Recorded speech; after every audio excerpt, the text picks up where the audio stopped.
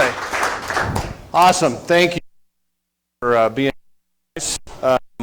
I told you we had a special guest, and it couldn't be any more special. But before we have a discussion with Dave, I would like Fatina. She has a couple things that she wanted to present to us. Yes. I'm not mic'd up, but I will speak as loud as I possibly can. But good morning. How's everyone doing? Good to see everyone. My name is Fatima Agan. I'm the Region Vice President of Mountain States Region. And it's an honor to be here with you in the monthly rally and to be here with Jim and Dave and see all of you guys today. There's a couple of awards I'd like to present.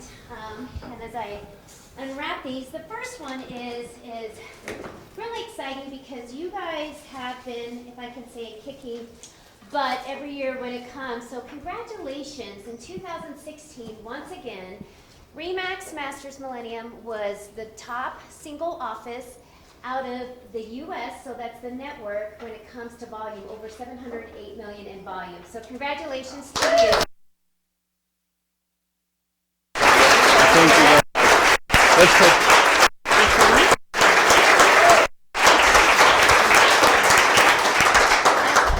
Well, obviously, you guys work tremendously hard, and you know what? It's because you take good care of your clients that this award is achievable. So wonderful. Awesome. And then the next one is wrapped up really, really well. This one is subjective to the region, and the region is the Mountain States, and that comprises of Colorado, Utah, Wyoming, North and South Dakota. So that's 5 states.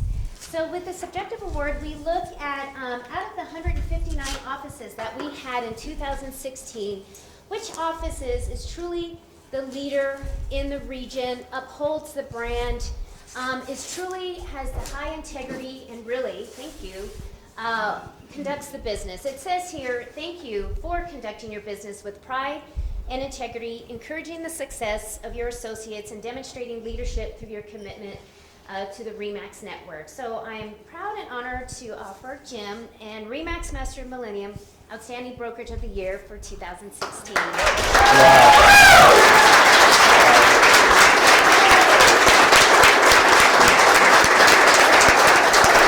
That is so fantastic. Thank you. Well, you guys, that was not what the opening that we were supposed to have, because quite frankly, you know, it's such an honor after 28 years of being a broker owner, and to have listened to Dave around the country and kind of tell some of the stories about his life. It's just been amazing to live his life through afar and seeing all the things that he's done from the standpoint of being a race car driver. I got to see him race when he was racing, and a balloonist when he almost go around the world. The things that he's accomplished outside of RE/MAX, but the one thing that everybody knows in the United States is that he has changed the outlook on real estate and continues to be a visionary in our industry, and it's just an honor, Dave, for you to be here. So I had a couple questions. Could you kind of tell us a little bit about your military experience?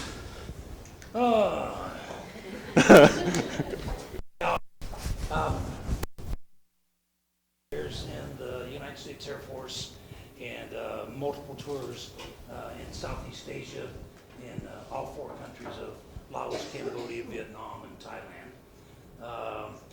I came back from my final tour of duty. I was a little banged up, and so they gave me one of the easiest jobs in the world, Air Force ROTC instructor at Arizona State University. And I had actually started buying, selling, and flipping houses when I was 18 years old. And my goal had been to have 21 of them by the time I was 21, despite going overseas repeatedly. And so my first wife and I were basically high school sweethearts. She was a stay-at-home mom, so she managed the properties and took care of everything when I was off and gone for so long. We did make that goal, by the way. Oh, neat. And I got a real estate license to try to save the commission on my investments. I was this skinny, short-haired military guy Didn't think I'd ever try to sell houses. I was way too shy for that. But I thought I could save the commission. So I posted my license with a company called Ed Thurkill, branch offices, about 10 branches in Phoenix. And I kept watching these people, and most of them are old. I mean, I'm talking really old. They were in their 40s and 50s. And I thought, you know, hell, I ought to try to sell some too. And I don't want to make this too long for you, but it'll tell you the roots of Remax. So I tried for 6 months part-time, and I am so intimidated and so frightened by every customer because I know I look like I'm 15. I'm in a Volkswagen without air conditioning and a cracked windshield, and I just had no confidence at all. I quit and picked up my little box. They watched me, make sure I didn't steal anything, and as I was going out the door, the manager looked at me and says, "We didn't think you'd ever make it." And I said, "Well, why the hell did you hire me?" And he said, "We hire everybody." I said, "Everybody's got a mother, a next door neighbor, and a best friend, and so you pick a deal up here and there." And I said, "Oh." Well, I paid 25 bucks to go to Mountain Shadows Country Club for an all-day seminar from a speaker by the name of Dave Stone. And so Dave Stone was the original guru in the industry. As a matter of fact, I modeled myself, Tommy Hopkins, Brian Buffini, all of us modeled ourselves on him. And I sat in the front row since I already paid for the course, and he was smooth. God, he was so good. And I'd jump up in every break and grab his hand and pump it and say, "Oh my God, Mr. Stone, I could say things like that. I could get a sale or a listing." He said, "Well, how long you been trying?" And I said, 6 months. And he said, "Well, how many you got?" And I said, "None." And he said, "Why were you? I'd quit." And I said, "I did." But I'm going to try again. That night, I'm on my way home. I have to stop at the grocery store and get a quart of milk. And there's a Hispanic girl, about 19, 20 years old, very attractive little girl, talking to her father and mostly speaking Spanish. I said, "Excuse me, you're talking about selling a house?" She said, "Yes, my father's moving to Albuquerque, and he does not speak English, and we don't know what to do." And I said, "Senor, do you know how much a real estate commission is?" And he says, "No lo comprende hombre," or something. And I said, "How about title insurance?" And shook his head. She said, "He didn't speak any English." And I said, "He needs me. I'm a realty." And so we go to the house. It's a $10,000 fix-up today, 50, 60 years later, Jesus. It'd be $200,000 fix-up. And so I measure it up, I get the contract signed, and I stop at 2 competitors' offices on the way back to mine. And I said, "God, can I use your copy machine? I got to get some copies. I got the greatest fix-up." And I really didn't need the copy machine. I just wanted somebody on the board to know that after 6 months, I had a listing. That night, I get 2 full-price cash offers on the deal. I wake up in the morning, slap my wife on her bare butt and said, "Wake up!" I said, "What?" And I said, "You sleeping with one hell of a fine realtor." 100% of my listings sold full price. $2. That morning, I took a girl and her fiance out, and being Hispanic, that era, they didn't think they could ever afford to buy something. Showed them half a dozen houses and sold them one that afternoon or that morning. They referred me to Esparza's, sold them that afternoon. They referred me to Maragos. I sold them the next morning. And at the end of 48 hours, I had a sold listing and 4 sales. Wow. Okay, I made Salesman of the Year in my office. Now, what the hell was the difference? I was still driving a Volkswagen with a cracked windshield and no air conditioning. And I'll tell you what, the girls hugged me and kissed me, and the guys put their arms around me and we shook hands, mano a mano. And it was just like, holy crap, I'm getting paid for this too? And in the military, I was only making $99 a month.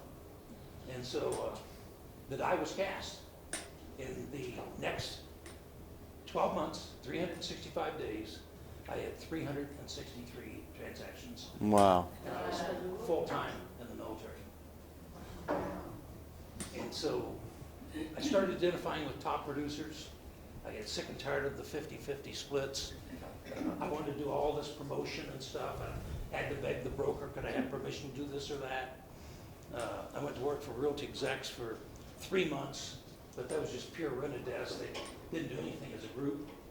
And military, my termination came up, and it was Halloween of '71.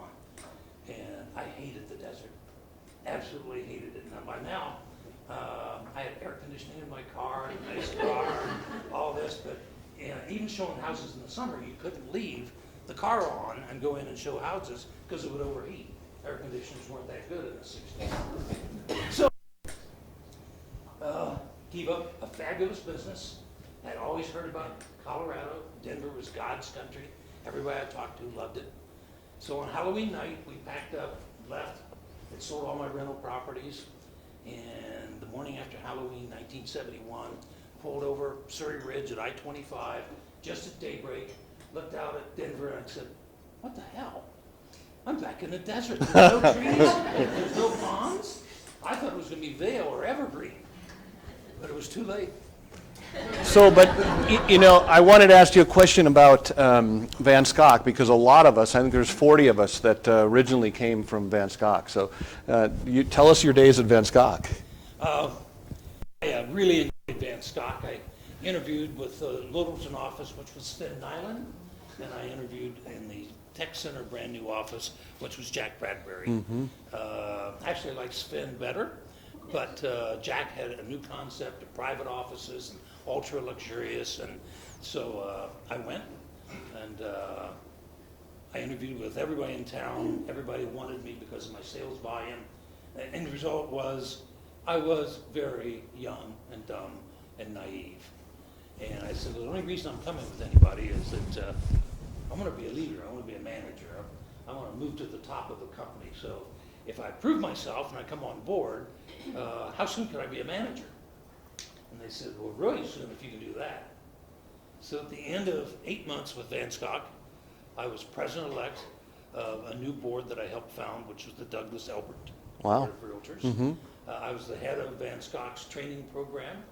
I had jumped up into the top 10 agents in the entire Van Schok system, despite having never lived in Denver before I got my license in February of '72. Yep.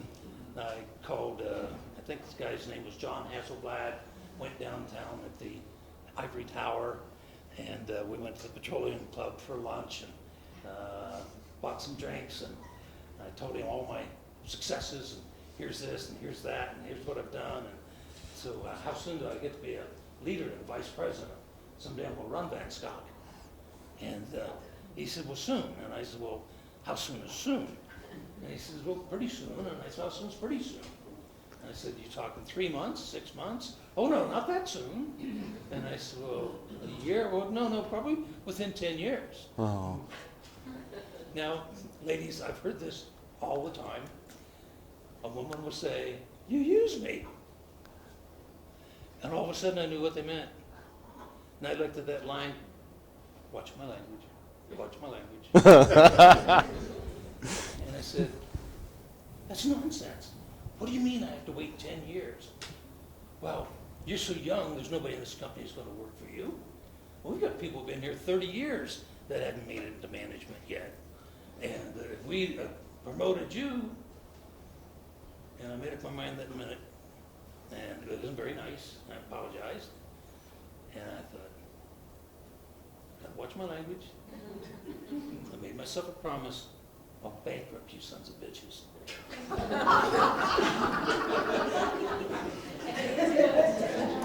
And just so you know, in 1989 when we started Remax Masters, it was bankrupt. Not only did I bankrupt them once, I bankrupted them twice. Well, I've got, I've never shot an animal or big game, and I know that you've had one of the largest, the 16th largest collection I heard, but what is shooting game a little bit like real estate, or what would be a story that you would remember in the game hunting? As much fun as hunting men in the jungle. Back. I noticed a problem with realtors within my first 2 or 3 years. And that is, if you're really, really, really good, you work way, way too hard. And after several years of just busting my butt and trying to keep RE/MAX alive, because I made every mistake you could make. Nobody had to try to put me out of business. I was doing a pretty good job by myself. And I was exhausted. I ruined my first marriage. It was absolutely not her fault. I'm a loving, wonderful woman, fabulous to my kids. We're friends to this day. But I was totally in love with real estate and RE/MAX. And when you get that tuned to something, and that's all you have in your life, that isn't much of a life. And I figured it out when I was going through my divorce that my wife had been left because of all my travel and all the RE/MAX, and she was lonely, and she found a passion in flying, and she stopped paying a lot of attention to the kids, and I had paid none to them. And all of a sudden, I thought, these kids aren't getting treated fair. And so I said, screw this, I'll go to the ball games, I'll go to the school plays. I bought a motorhome and a boat, and I said, I'm gonna have time off with my family. And I started figuring out, in proper time management, you can have both. You just have to allocate your priorities. Work will always expand to meet how much time you've got. And if you give yourself 18 hours a day, it will expand 18 hours a day. And if you give yourself, I'm only doing 10 hours a day, 4 days a week, you can still make the same living. That's neat. And so I got into flying and scuba diving and skydiving and big game hunting and all the things because I wanted to be desperate to come back to work. I wanted that edge that I couldn't wait to get back in the office, but I had to have an outside life. And I've spent 40 years of my life with RE/MAX trying to teach RE/MAX agents that you can have both. You can balance everything, but you have to force it. It ain't going to happen by its mistake or by its own self. Yeah. And the thing's amazing is, in 1988, I'm sitting around a campfire with an old white African professional hunter, Joe Brooks, great guy, and having a few sundowners at 11 o'clock at night. And he says, well, Mr. Lenniger, you've got this big real estate company in many countries around the world already. How can you just leave for 2 weeks? We don't have a radio, we don't have a telephone, there's no satellite phones, and you're just gone. And I said, well, the guys I started the company with, and the gals, they can hunt as good as I can. They just don't get to because I still own the stock. And I found out that if I'm gone, they'll do the job right. Yeah. And he said, how often you find out that if number one isn't there, number two can run the job as good as number one. But if number one's there, everyone goes around number two to get to number one. Just human nature. Yeah. We knew you were so driven, but when you were going to fly around the world in a balloon, and everybody said, well, you're going to die, and you were still kind of contemplating. Tell us a little bit about that situation. It was very scientific.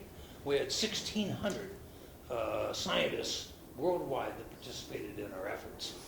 I had to go to Russia to buy spacesuits because we couldn't get them from an American. No manufacturer would face the liability.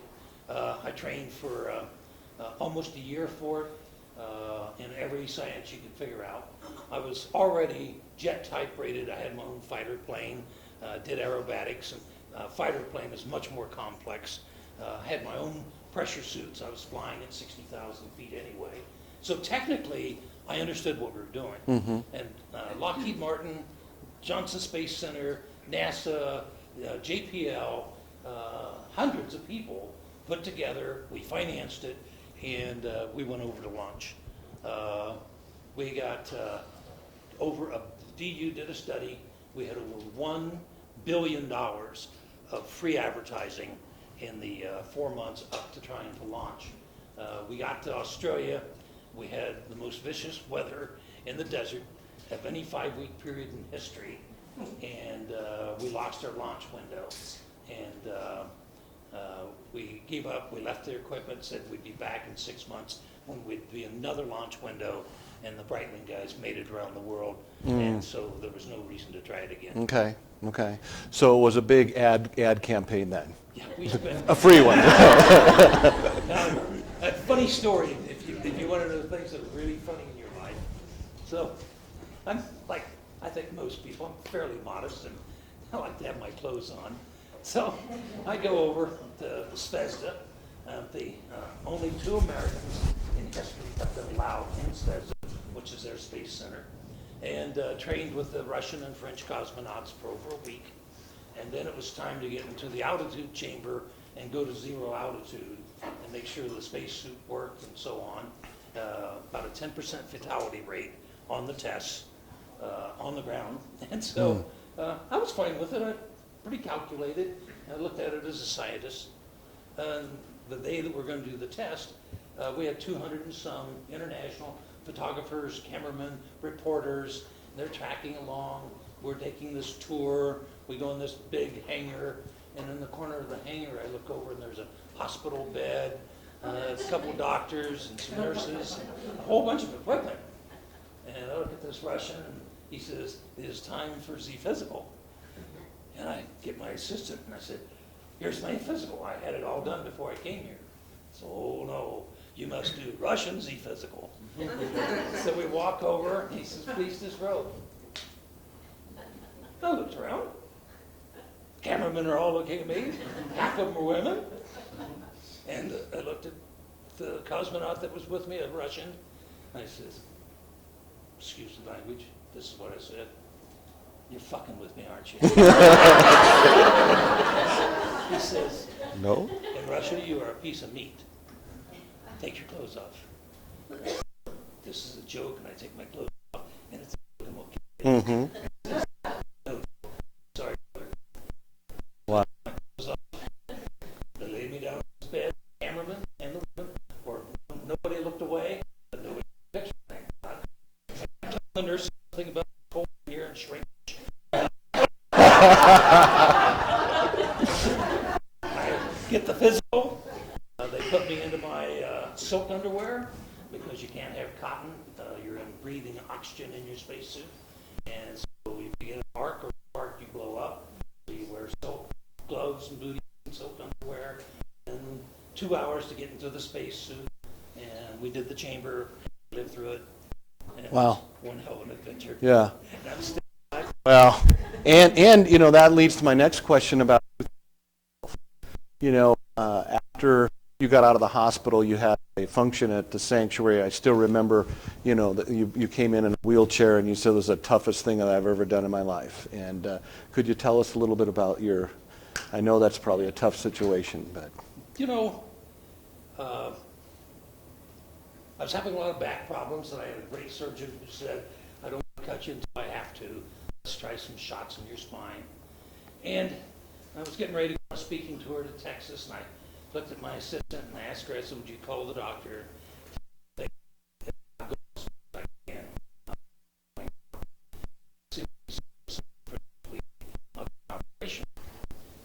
That night in Galveston, Texas, I'm going to speak to 900 max agents the next day, and we go. I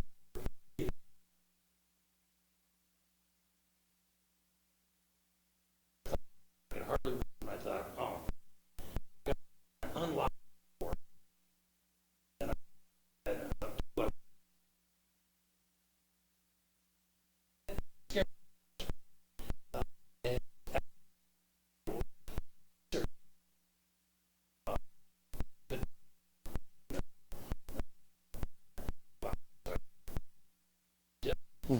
at the time. And so end result was I picked up my BlackBerry and I text my staff and the regional director, and I said, "Hey, I'm gonna have to go to a hospital. When you wake up at 7, please come get me at the door tomorrow." And at 1 or 2 minutes after 7, the hotel manager, who was a events agent, come rushing in with my staff, and the paramedics came in, and I said, "I don't want to go out in front of the agents." Took me out through the kitchen, got me in the hospital. Next day, had a jet come down, pick me up. Most brutal trip of my life. Check into Sky Ridge at 7 in the morning, Sunday, thinking I'll get operated on Monday. They drugged me up. Finally, the pain was gone. I'm drugged up, and 2 hours later, I go into toxic shock. They can't figure out what the hell is wrong with me. Rush me into ICU. First thing that shut down was my kidneys. The next thing that went was my lungs. I thought the liver would go first. That went third. And they figured out that I had in my body MRSA, a staph infection that Vietnam vets who were around Agent Orange by the time they reached 65 or 70, and your immune system dies, it's already in you. And they said we keep operating in a coma, flatline on Valentine's Day, and they said we have no choice. Less than a percent chance we can save you if we operate.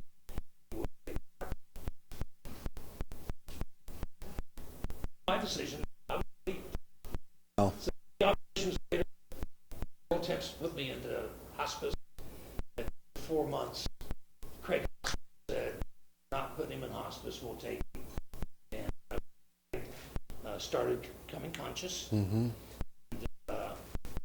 You don't wait weeks and say, hi everybody. You know, you fumble your way through it. End result was psychiatrists worked with me every day. Asked me questions, what year is it? What city are you in? What hospital? Couldn't get any of them right. And finally asked him, I said, what mental capacity do I have? He said, we got you up to a 6-year-old. I said, cool. And I remember E plus R equals O. I remembered success principles. And in my mind, I'm going to walk out. Mm-hmm.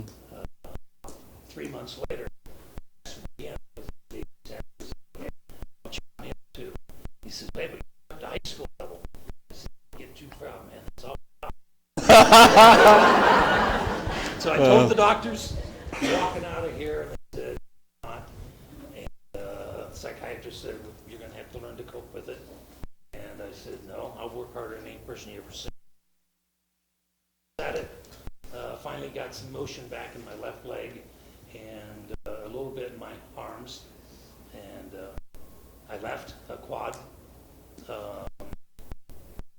took me another year of physical therapy, and I did learn to walk again. It's fantastic. Absolutely. Let's switch gears a little bit. I just was at the Gathering of Eagles, and the one thing out of the whole conference that I remember is your discussion about the market, in what happened and what you see. Could you kind of maybe recap a little bit on that? Yeah, the question that they asked the panel was, we ever going to have the market we had before? Are you bullish on the real estate market? And my answer to him was, I said, you know, I went public because I needed a succession plan, and that I didn't want to die and have somebody put RE/MAX up for auction and put 60% of the proceeds to the federal government in estate taxes.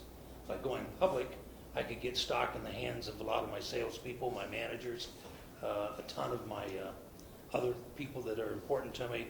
Nobody could take the company over. Everybody that's in the headquarters would stay there even after I was gone. So that was the logical explanation. Mm-hmm. And I said, but I kept most of the stock. You don't see me selling any stock, do you? And I said, that's why I'm bullish on the industry. But the one thing I did tell him was, the business cycle is not gone. We're still recovering slowly from a recession 10 years ago, but there have been 5 recessions in the 45 years of RE/MAX history. So there will be a recession a year or 2 years from now, without a doubt. It's just the cyclical nature of the business cycle. That doesn't mean it goes to hell again. The subprime mess created the financial meltdown. It was ludicrous the way that they did the mortgages. Our mortgages today are safe. There's a small portion that are stupid, but most of them are safe. Mm-hmm. And so we've taken that out of the equation. Millennials are finally moving out of the basement. And for the first quarter this year, for the first time, more millennials bought houses than rented apartments. It's right at 400,000 versus 300 and some thousand that rented properties. And so they're reaching an age where they're 30, 31, 32, they can afford to buy. They swore they were never going to buy out in the suburbs, but what's happened is they wanted to be downtown, the sports venue, the bars, and you get married and you have a kid and you start thinking lawns and schools and churches. And the other thing that's happened is the downtown areas in much of the country now has gotten so expensive they can't afford. They have to buy in the suburbs and commute back downtown. And so the future of the business is not white people. The future of the business is multicultural. If you look at the average white person that reaches about 60 years old, our home ownership rate is 80%. And if you look at the same age bracket of blacks, they come in 25 points below us. And if you look at Latinos, they come in 15 points below the blacks. It's not that they don't want home ownership. It's they haven't had the economic capacity to buy it. The economies determine whether somebody can buy a house or not. And so the millennials are our first true multicultural generation. And they're the least prejudiced of any generation we've ever had. And it's taken 150 years since the Civil War for a generation to totally embrace it. Yeah. Our generation started to.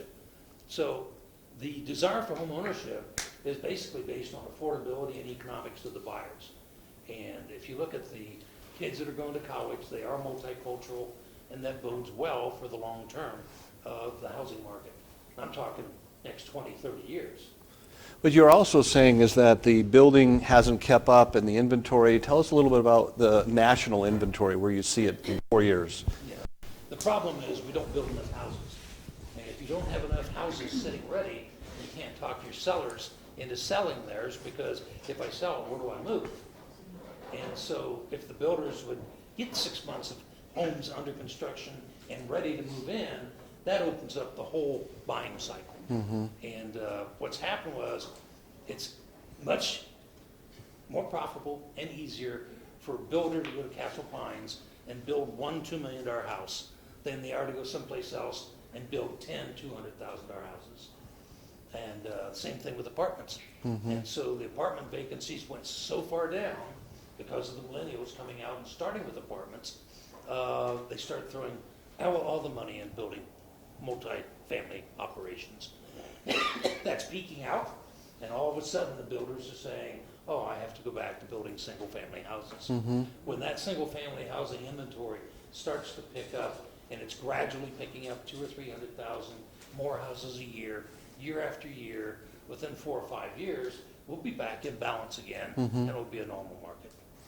So as the future of an office like ours, and we work very hard to try and, be the best that we can be, but as you see it, what would some of your recommendations be for us? The thing to remember is this is an agent-centric business, whether my competitors want to ever admit it or not. People don't give a damn whether they work with Van Schok or Remax or Crown Realty or Poly Little or Coldwell Banker. They care about the agent they work with. The agent is the ambassador. The agent is the trust factor. Now, brand and market share generates leads because people gravitate to the best brand, to the most market share, the most listings, the most signs. So that helps you in your business. But the business is based on the individual. Right now, over 90% of all houses bought and sold are represented by an agent. 15 years ago, that was closer to 82%.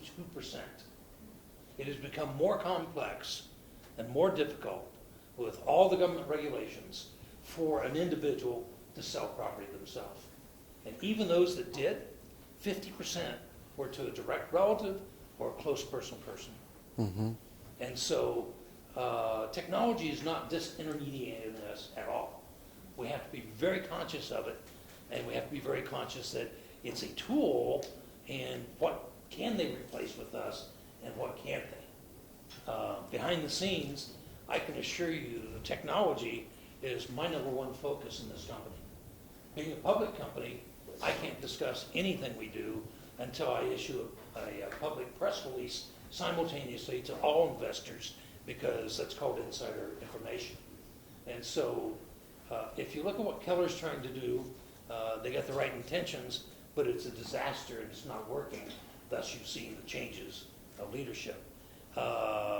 Realgy's zip crap doesn't work. And they're struggling, and they're not doing very well. And so there are some concepts out there that would enhance the website, enhance search engine optimization, enhance mobile, that is cutting edge.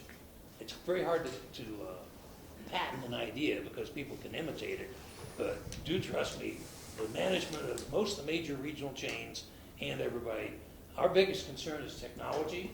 Our second biggest concern is cyber problems. Yeah, absolutely. And a scam that's going on, which everybody ought to know about, I don't know how much it's publicized here in Colorado, is people will follow a realtor on Facebook and get enough information to know everything about the realtor, including everything they do.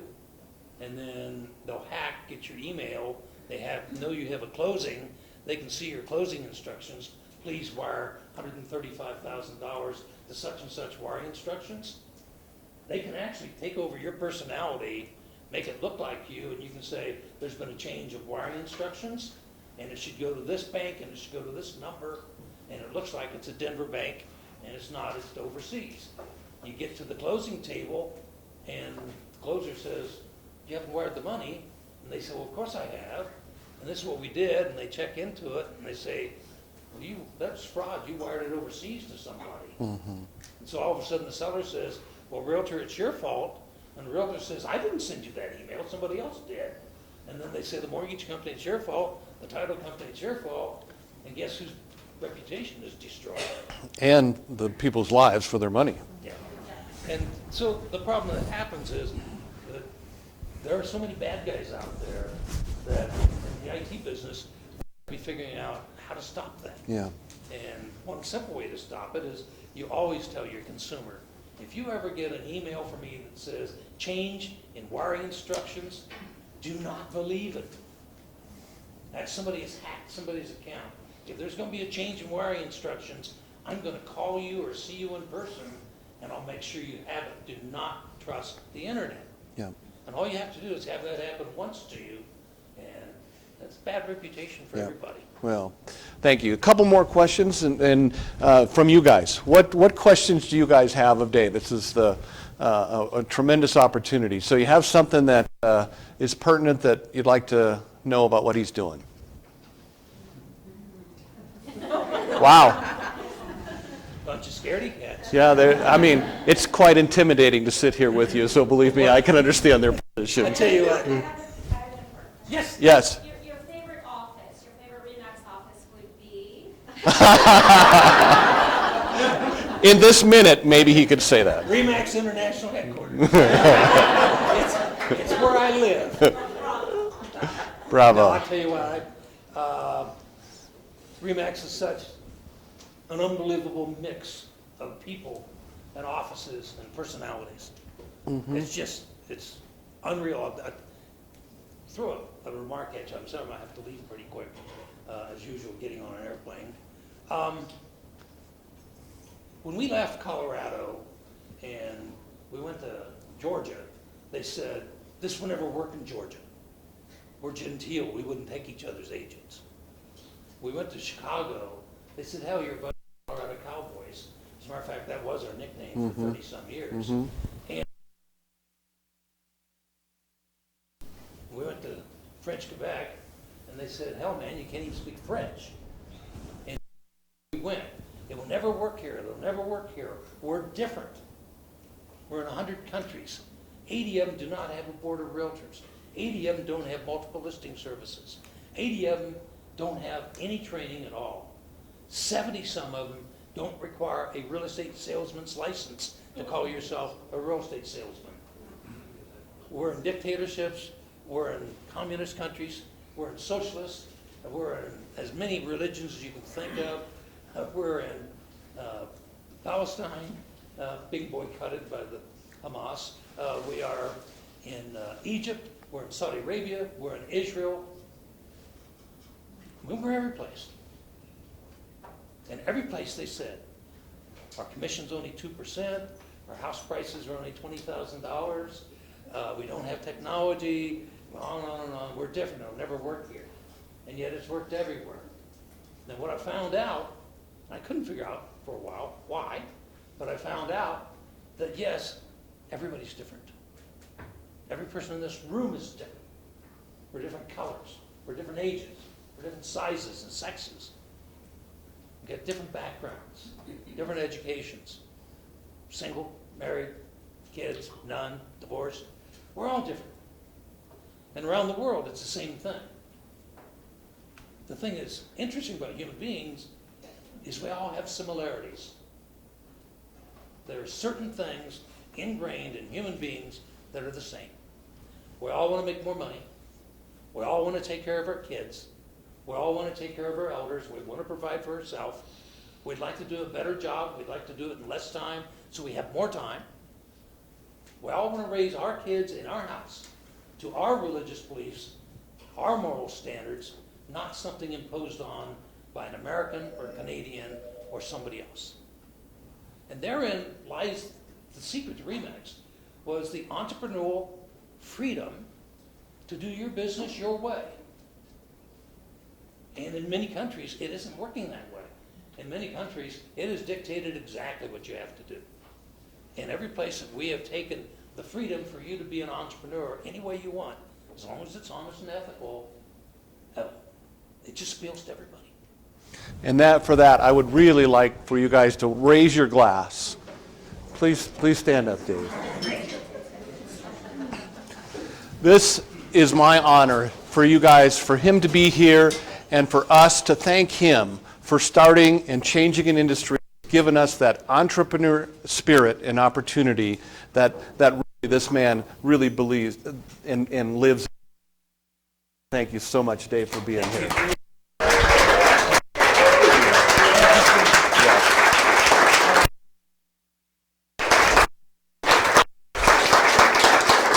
You're very welcome. Okay.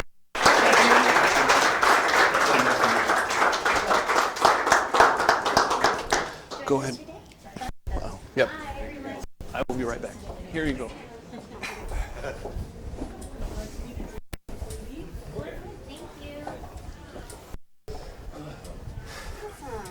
Thank you so much. This has just been. We can go this way. This will a little bit of a shortcut.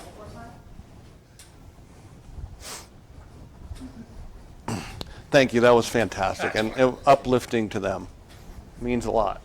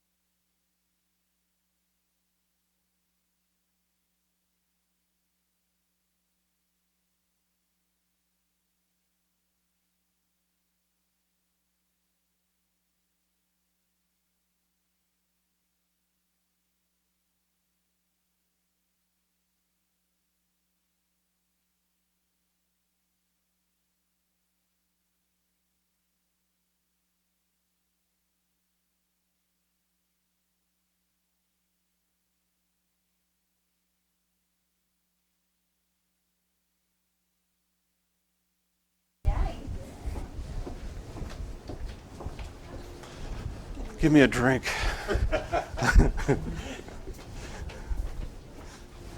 Well done. Thank you.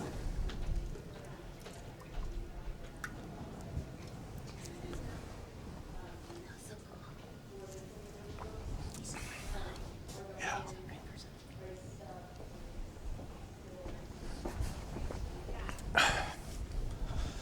Oh man, I'm just.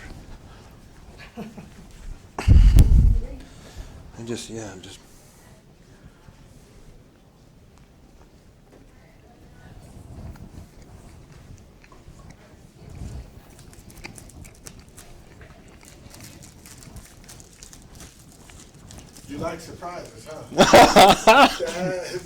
that was like, what? Thanks for being here. No, wow. When you said special guest, I was like, you know what? You have to show up. You just can't. And, I was rushing in, the accident. I was like, and then I got here and I saw all these cars. I'm like, something big is happening. But the fact that I got to sit right next to the man. Yeah. I'm just in awe. I'm happy to be part of Remax. He's a special guy. Yeah. I've been a broker owner for 29 years.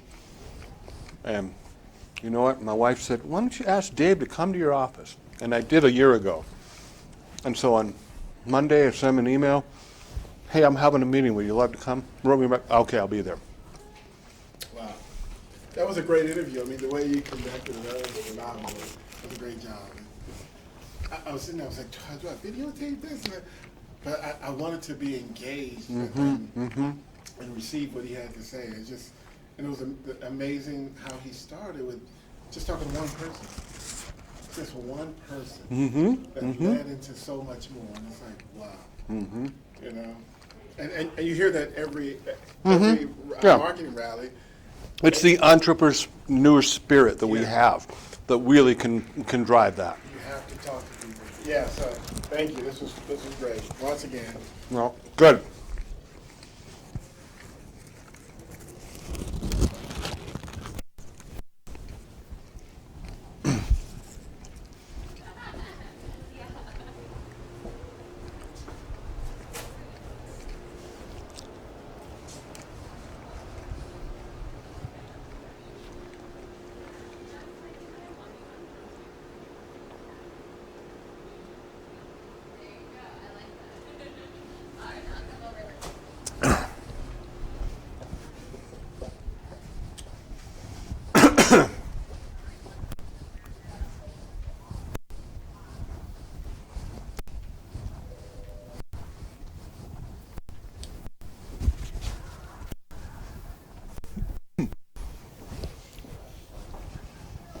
Come? She's here? Okay. I don't. Okay.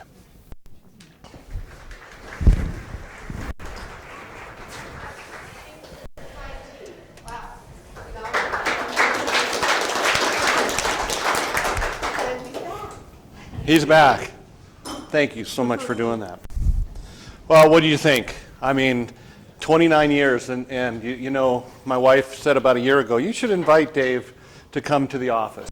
And so a year ago I did, and he's traveling, scheduling. So on Monday we just sent him a quick note and said, hey, we have a meeting on Thursday. Could you come? And wrote right back and said, yeah, I'll be there. So we wanted to kind of keep it a secret, but you know, it just shows the opportunity that we have and what the human spirit can really do. And there's just no stopping us. And I'm just in awe and honored that I have a place to come to work and have so much fun every day and be around people that we care about and that really make a difference in our industry, because it is one opportunity that after 35 years in this business, I still get up every morning and I love what I do. And that's just got to be the funnest job in the world. So we do have Kim over. So Kim, hi. Kim and Michelle. And so we're going to talk about the villas for a little bit. And kind of, you've got we're trying to change that. You know, the one thing that is always very, very important for us to do is to know about our communities, and this is a new community that we should really know about. So I'll turn it over. Business card? Yep, because one of the things that we're going to do is Dave has signed 5 books. So while they're kind of getting ready, we're going to, first of all, I got a couple that I'm going to give.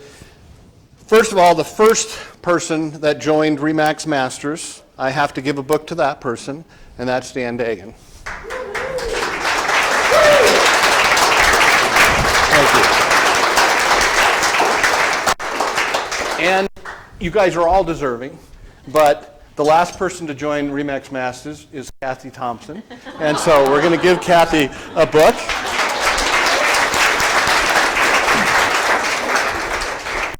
Kathy came from, you know, that cake company, and we're pretty excited that we have an opportunity. So we've got 3 more, and we're going to go ahead and have Carla pick out one, because I don't want to be blamed for not getting picked, right? Steve. Thank you, Steve. You know what? I would rather you guys have those. Thank you. I got an opportunity to sit next to him, so that was my book. Thank you. Brittany Morgan. Brittany. A real estate family right here. You got to know.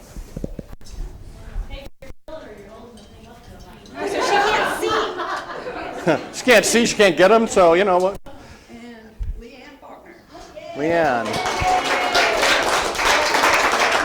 Awesome, thank you very much. Again, you guys turn it over. Thank you so much for being here. We really appreciate it. Thanks for being here.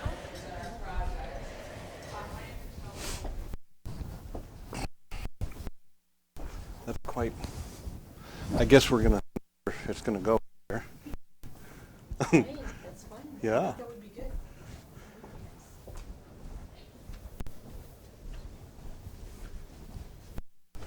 Thanks. Whew. That was so cool. It really was.